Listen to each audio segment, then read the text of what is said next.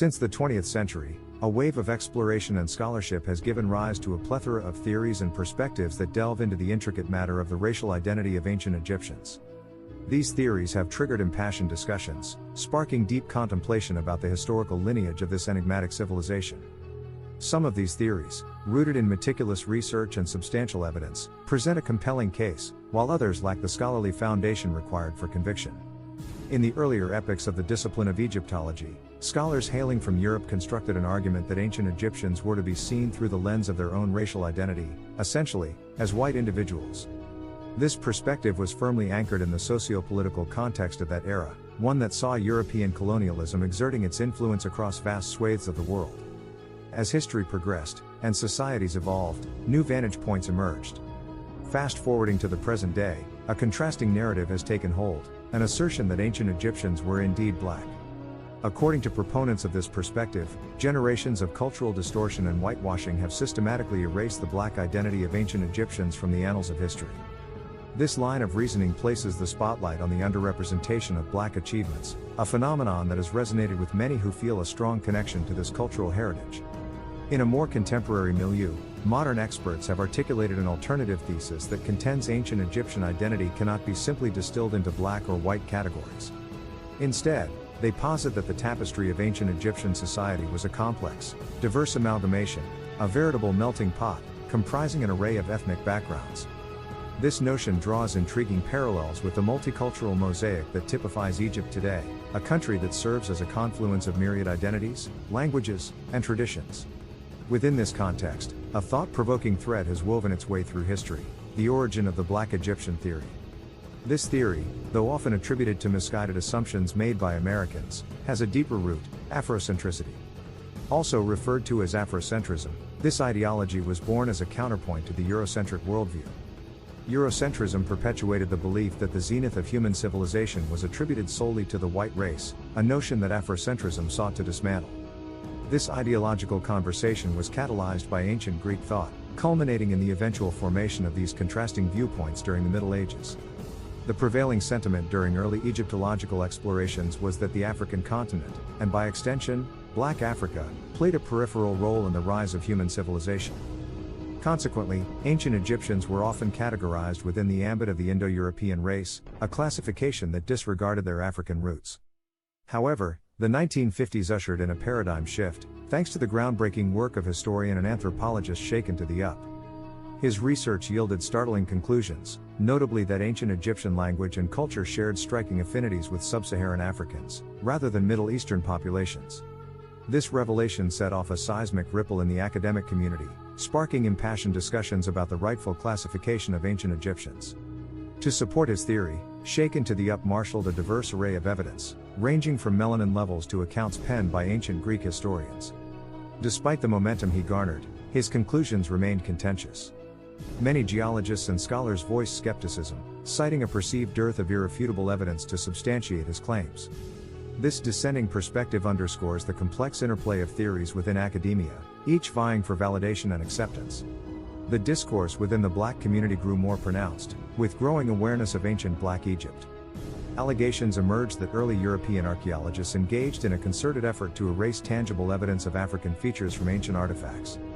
The case in point was the Sphinx, its nose said to be intentionally destroyed to obscure its African attributes. This idea infiltrated popular culture, including music, capturing the imagination of those who sought to unveil hidden narratives of history. A peculiar musical rendition of this alternative history even found resonance among audiences, a testimony to the potency of stories that challenge the conventional status quo.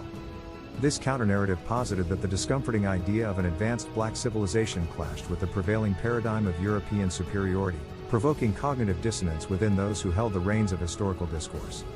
Consequently, a fervent movement emerged within the Black community, one that fervently believed that the legacy of ancient Egypt was, in fact, Black history, and by extension, their own history. This shift in perspective instilled an immense sense of pride, replacing a narrative once dominated by images of subjugation and suffering at the hands of European colonizers. The Black community now laid claim to the magnificence of ancient Egyptian achievements. Layered upon this discourse is the concept of Pan-Africanism, a movement that accentuates the bonds that unite Black people worldwide, transcending geographical boundaries. This ideology champions the notion that all black individuals share a common heritage, history, and destiny, regardless of their geographic location. However, as with any complex historical narrative, counterpoints emerge that demand reflection. One of the most glaring questions that surfaces challenges the notion of the black ancient Egyptian hypothesis. Why isn't the modern population of Egypt predominantly black? This question has given rise to a theory that might prove unpopular.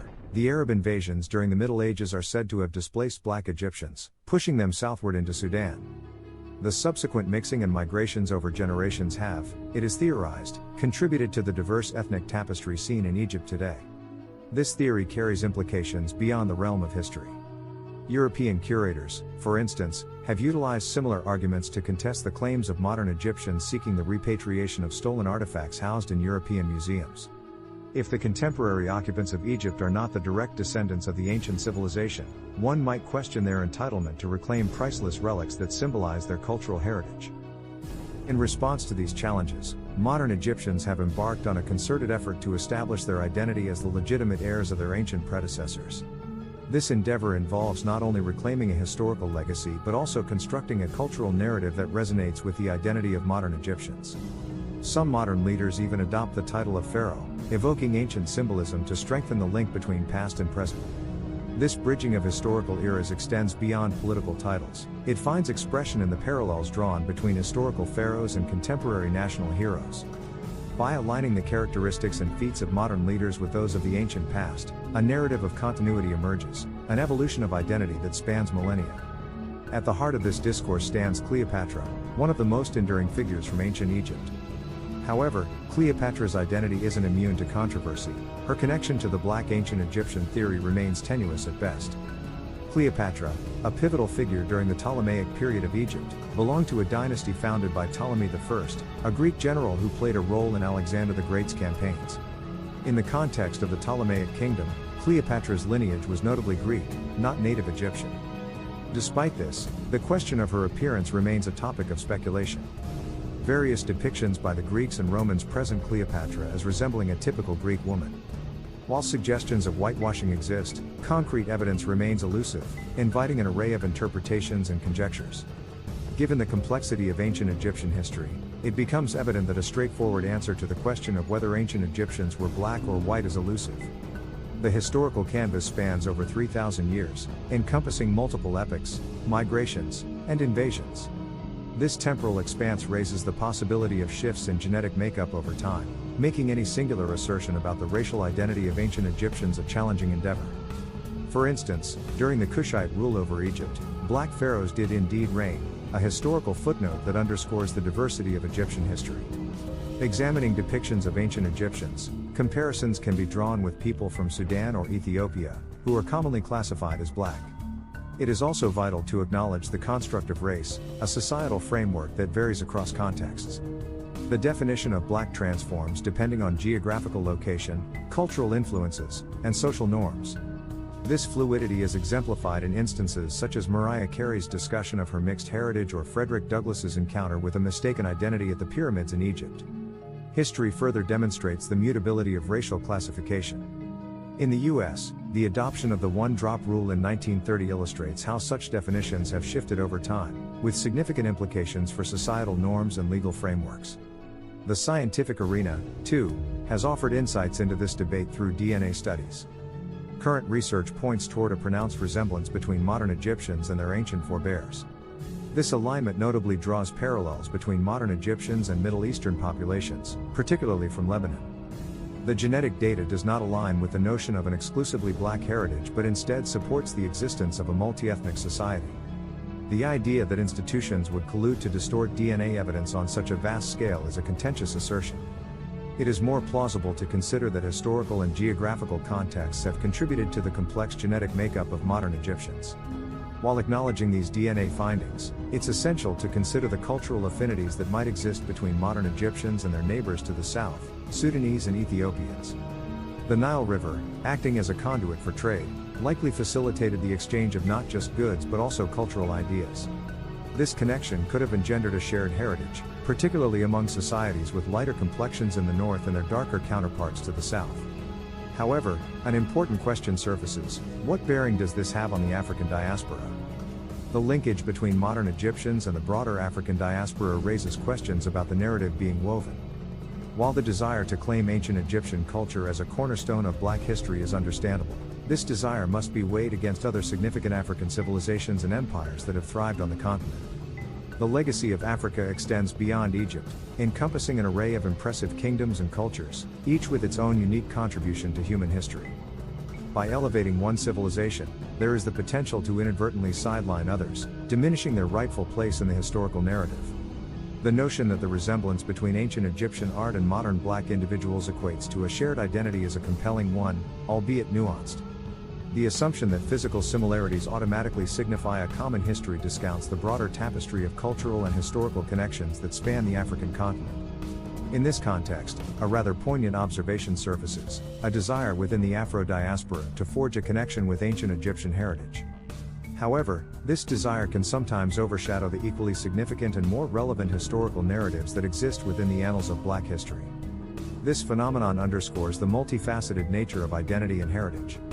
While ancient Egypt remains an alluring beacon of history, it is but one of many prisms through which Black history can be refracted. The central inquiry into whether ancient Egyptians were Black or white, when viewed in its entirety, presents a question that defies a binary answer.